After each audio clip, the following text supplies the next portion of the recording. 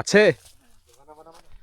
আর ওইখানে তিনটে আছে, ওইখানে মেলা কুল তো গো। ওইখানে একটা আছে, এখানে আছে পারবো কি বলতে? হ্যাঁ ওই দেখো, হ্যাঁ ওই দেখো একটা মোটা আছে সময়। ওইটা মোটা, এখানে তিনটে মোটা আছে, ওইখানে দুটো মোটা আছে।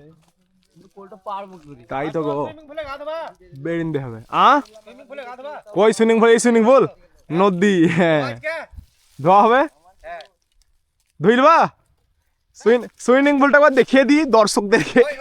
ওই টিপে টিপে ওখানে টিপ আছে সামনে, হ্যাঁ টিপে ধুই দেবো। এই সাইডে সাইডে অনেক গাছ ছিল, সেগুলো কেটে দিয়েছে। সুইমিং পুলে পানি নাই গো। এ ভাইপো,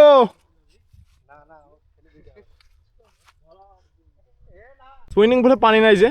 ও তা আমরা দেবো ওখানে গা, হ্যাঁ একটু না পানি নাই, যেতে আধা হবে। চাপ নাই, ও অসুবিধা নাই তো, পানি তো আছে মেলা পানি। ওই সামনে থাকবে, ওই দেখো ই গেট বান্ধা আছে দেখো, ওই পারে পানি থাকবে। বেরিয়ে যায় ওখানে তো, হ্যাঁ ওই পারে পানি থাকতে পারে। ওখানে চলো। ঠিক আছে।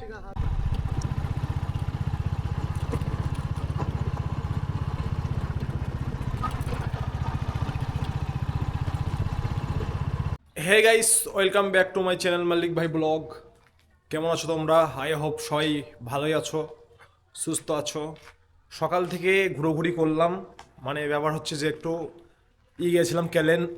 ক্যালেন মানে বুঝতে পারছো, যেগুলোতে মানে সরকার থেকে পানি ছাড়া হয়, নদী টাইপের এরকম। ওখানে গিয়েছিলাম, ওখানে কিছু ফুটেজ আমি নিয়েছি, সেটা আমি লাগিয়ে দেবো ভিডিওর সাথে।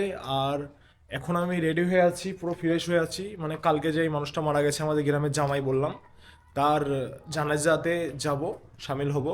তাই মামুরা আসছে কিছুক্ষণের মধ্যে, আমি রেডি হয়ে বাইরে দাঁড়িয়ে আছি, ওরা বাইক নিয়ে আসবে, দিয়ে যাবো। তোমরাও আমার সাথে যাবে, মানে ভিডিওর সাহায্যে। চলো। অনেকক্ষণ দাঁড়িয়ে থাকার পরে ভাইপোটা আর মামুরা এলো, এবার যাওয়া যাক নাকি? হ্যাঁ চলো তাহলে।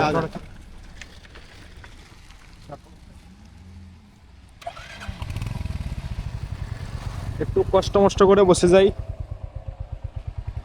উজু করলেছ? হ্যাঁ উঁচু করলি, আমি উজু করিনি তো, ওখান দিয়ে করলে করে দিয়ে করে নেবো। আমি বুট পরলাম বলে করলাম, হ্যাঁ বুক করে নি।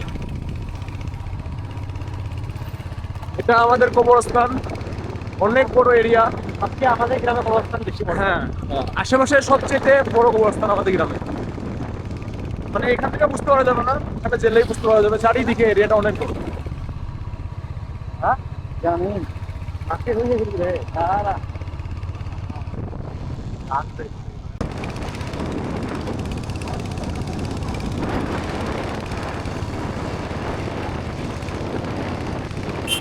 চাষ আর চাষ।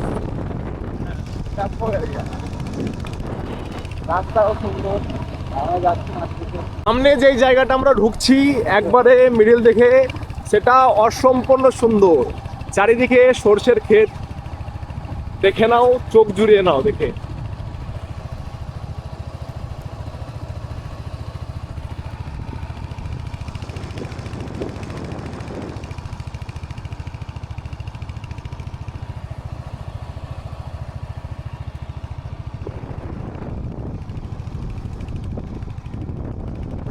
গ্রামে ভাই এটাই মজা, এই সর্ষের ফুল দেখা আর দেখা চাষ দেখা।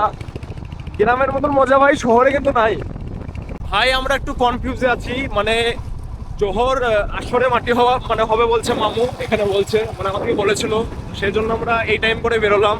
বাট আমাদের গ্রামের অনেক মানুষ চলে আসছে, সেই জন্য একটু কনফিউজ আমরা, ওই যেই ওখানে বোঝা যাবে।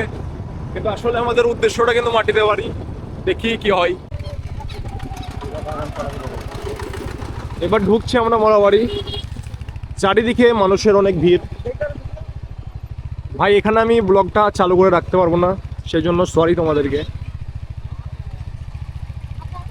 না গাইস, আমরা ঠিক টাইমে এসেছি, আসলেই মাটিটা হবে। আসল ব্যাপার হচ্ছে যে মানে একটা কনফিউজ হয়ে গেছিলো, কারণ অনেক মানুষ ফিরে যাচ্ছিল। কিন্তু ব্যাপার হচ্ছে এই যে গ্রামটা আমরা এসেছি, বটপুর গ্রাম, এখান থেকে মানে যেখানে লোকটা মারা গেছে সেখান থেকে কবরস্থান অনেকটাই দূর, অনেক দূর। আমরা এখন মানে কেবল ওদের বাড়ি থেকে অর্ধেকটা দূর এসেছি, এখন অনেকটাই যেতে হবে। আর মানে লাশের গোসল করানো হচ্ছে, তারপরে মানে লাশের আগে আমরা চলে যাবো কবরস্থান পর্যন্ত। ফাইনালি জানাজা তলায় পৌঁছে গেলাম, আর আমি অজু করে রেডি হয়ে গেলাম জানাজা পড়ার জন্য। বাট এখনো লাশ আসেনি। আর এখানে পাশেই তেলের জমি, সরষের তেল, খাঁটি সরিষের তেল। নাম্বার ওয়ান এখান থেকে তৈরি হয়। পৃথিবীর নাম্বার ওয়ান তেল হচ্ছে সরিষার তেল। এর মতো খাঁটি শক্তিশালী তেল কোথাও পাবে না, সব কিছুতে উপকারিত, নাকি ভাইপো মামা? হ্যাঁ হ্যাঁ। এখনও বড়দর গ্রামে আছি, মাটি দেওয়া কমপ্লিট হয়ে গেল, একটা করে পেঁয়াজি খাচ্ছি এখানে, মানে এটা ফিল্ড মনে হয়। আগর তো শুনি অবাক মাঠটা কাম মাঠে সব চাষ লেগে গেছে, দেখো চারিদিকে দ্বীপ চলছে আর সব এবার ট্র্যাক্টর নেমে সব চাষ করে দিয়েছে। এবার সন্ধে হয়ে গেল, প্রায় 5:30 বেজে গেল, আর এখন আছি হাজিপুরের পেট্রোল পাম্পে, মানে আমরা তেল ভরছে, আমি এখানে দাঁড়িয়ে আছি, তেলটা ভরে নিয়ে আসবে, দিয়ে চলে যাব আমাদের গ্রাম ওধারে ঘুরে একটু।